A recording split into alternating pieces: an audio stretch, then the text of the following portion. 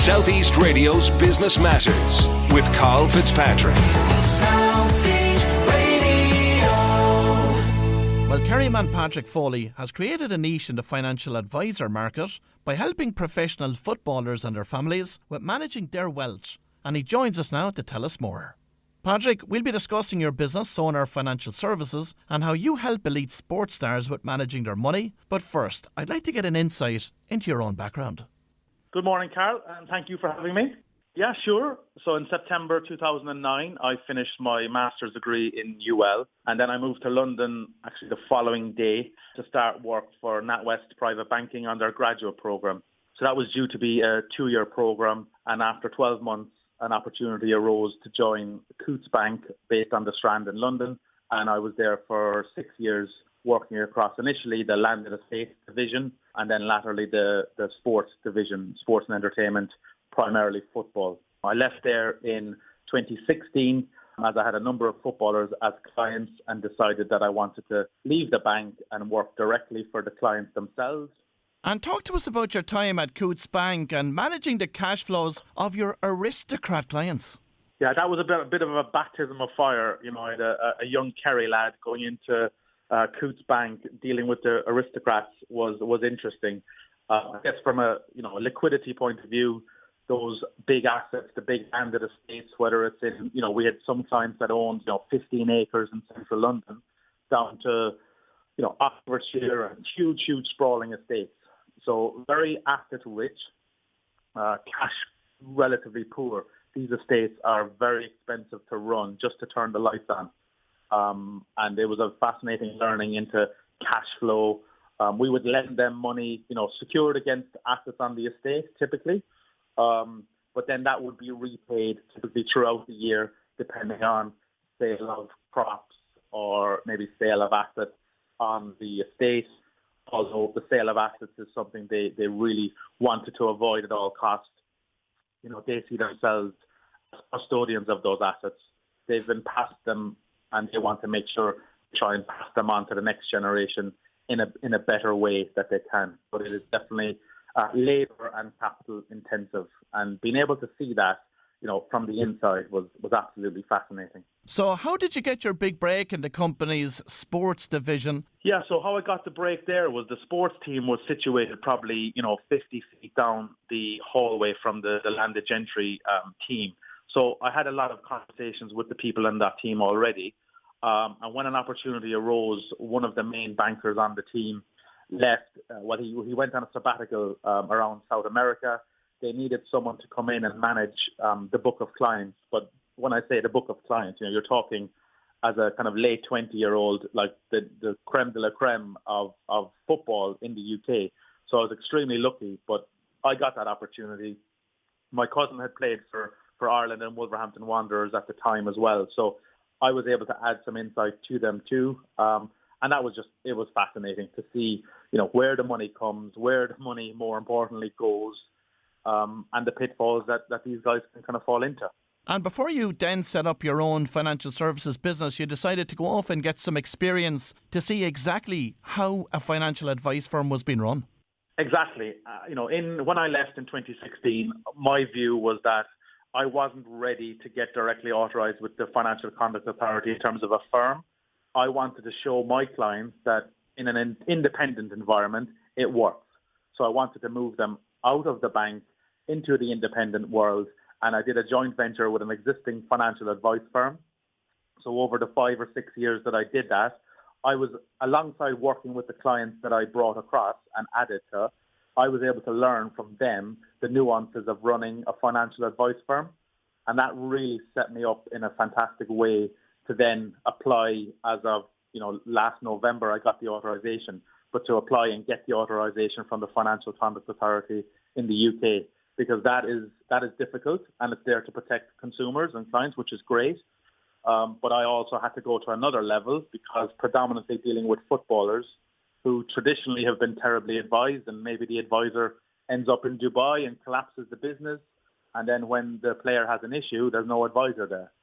So I had to go through a number of extra hoops, which again is there to protect the client, but it made for an interesting 2021, that's for sure. But thankfully, it all went well, and we got the green light last December. So last December, when you did get the green light for Sonar Financial Services, what was your vision for the business? It was really to build like a family office type service. So provide a number of services to these players independently, working directly for the players. But I also changed significantly what would be a traditional charging model. And instead of charging clients percentages every time they invest money, I moved to more of a subscription-based model. So a young footballer can pay us a fixed monthly fee. They can add to their investments. We can help them buy the property. We can negotiate on their behalf. We can sort the mortgage independently, sort the insurances, and almost protect them from themselves in what can be a very murky world. Down to getting involved on the banking side of it by, reorganizing their bank accounts to help them build good financial habits, which is vital in what we do. And how have you set about securing elite sports stars as clients? Well, it was initially looking at, obviously, the number of the clients I had built up over the years. I pitched the proposition, what we were trying to do and why I was doing it.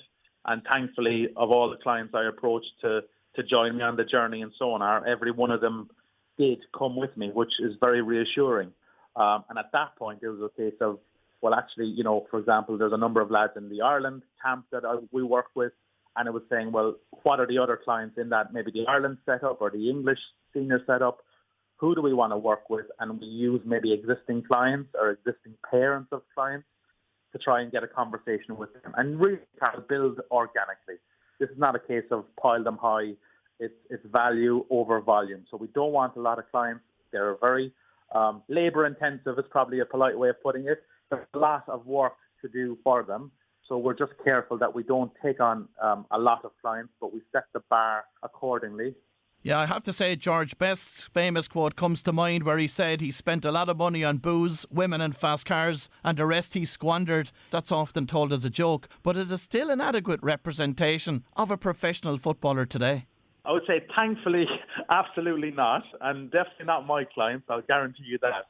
But no, I think we're seeing clients footballers that want to take more interest in where their money goes off the pitch. You look at people that are investing in sustainable business. You're seeing sports start pooling their money together and investing in tech companies and startups and things like that. They do want to know more now about where their money is going, and that's only a good thing to make sure that they have that stability after they retire from football. That's not to say they don't like their nice things. Don't get me wrong, they do, but I think it's just managing that and allowing for that. I've been able to make sure that their property is being bought and repaid and their investments are being built to provide them that cash flow like we talked about at the start, that cash flow for the player, so it's there when they retire from football and there's no surprises. And Patrick, you mentioned earlier in the interview that a lot of these footballers have got a lot of bad advice over the years. Can you provide us with any insights into that? Oh, yeah, too many. When I was at the bank originally, I was being asked to lend money to help players with tax bills at like 36 and 37 years of age. So I couldn't understand how, these were some of my idols when I was growing up, and now they're asking us for a lend because they have a tax. I couldn't get my head around it. You dig deeper and it's, advisors putting them into certain investments that were maybe unregulated or just wrong on day one. Even as recent as 2 months ago, there was a former footballer who pretended to be a financial advisor, approached a lot of his existing friends, they were former friends, and they've ended up squandering up to 15 million quid. There was no checks and balances between that investment idea and the player investing that money. And I think that's vital, where I try and bridge that gap to be almost like the Rottweiler at the front gate, I call myself, to be the no guy rather than the yes man and say, well, actually, I wouldn't do this for these reasons, because there's been several examples of that, and honestly, we don't need another one, but there was one in November, not that long ago, unfortunately. So is most of the problem in this area related to maybe friends, family and former colleagues? I think who to trust is a big thing, and it's really difficult for players starting out and parents starting out to know who to trust with money. As you get older in your career, the costs of making a mistake are huge, because you have a finite window left to have the earnings capacity that these people have. So I think potentially it's, trusting the wrong people, not understanding enough the questions that need to be asked, and not having someone to kind of sit beside them, working for them, to vet these investment ideas. And, what you might think is get rich quick, 60% a year guaranteed returns. There is no such thing. You're guaranteed to lose 100% of those kind of things. I'm more a preacher of get rich slowly, because you have a good football contract there.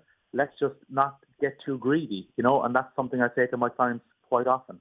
And of course, property investment and investing in shares are often the easy solution when people want to get a return on their money. But what do you say when your clients want to invest in these asset classes? Yeah, I think, again, it's just education. And that's a large part of what we do from the very start. We embrace that. I do think, personally, I think players should have a property portfolio. I think they should have investment portfolios, have liquidity. But there's a lot of pitfalls associated with property as well. The days of your Robbie Fowler buying up streets in Liverpool. I personally don't, for my clients, we don't do that. We buy better quality assets, maybe less of them, but better quality. So you're going to have a better quality tenant, typically, less turnover, less damage in the house, traditionally, safer long-term assets. And Patrick, what are the greatest challenges that your clients cause for you? Good question. I think, look, they're time poor. Okay, so being able to get something signed or being able to get things, that's one. You get a lot of investment ideas. I call them ideas, to come as they get pitched to the players send them to me, and that's quite laborious to go through each and every one. But we make sure we do, because if we don't do it, like I said, there's checks and balances that we talk about. So we do get a lot of that, and that's a large part of what we do. It's as much as, protecting them, not saying put your money into this. It's almost like, well, don't put your money into this, and these are the reasons why. It's almost a lot of the work we do is advising them not to do something, as much as advising them to do something. But we're really lucky to deal with the type of clients we deal with, and their families who are, they're fantastic, and it's great to be on that journey with these players.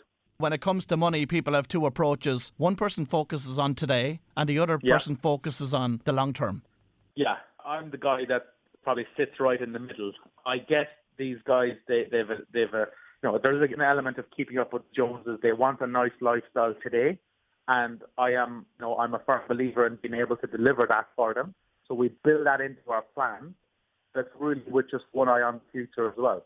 As long as we're building assets that are income producing for post-retirement from football, and I can build you a cash flow that looks like maybe 18, 20 grand a month for life after football, you can also have the nice things today. It's really the important thing is getting that balance right between the two, because you can do too much of the first one, which leads to nothing of the second one.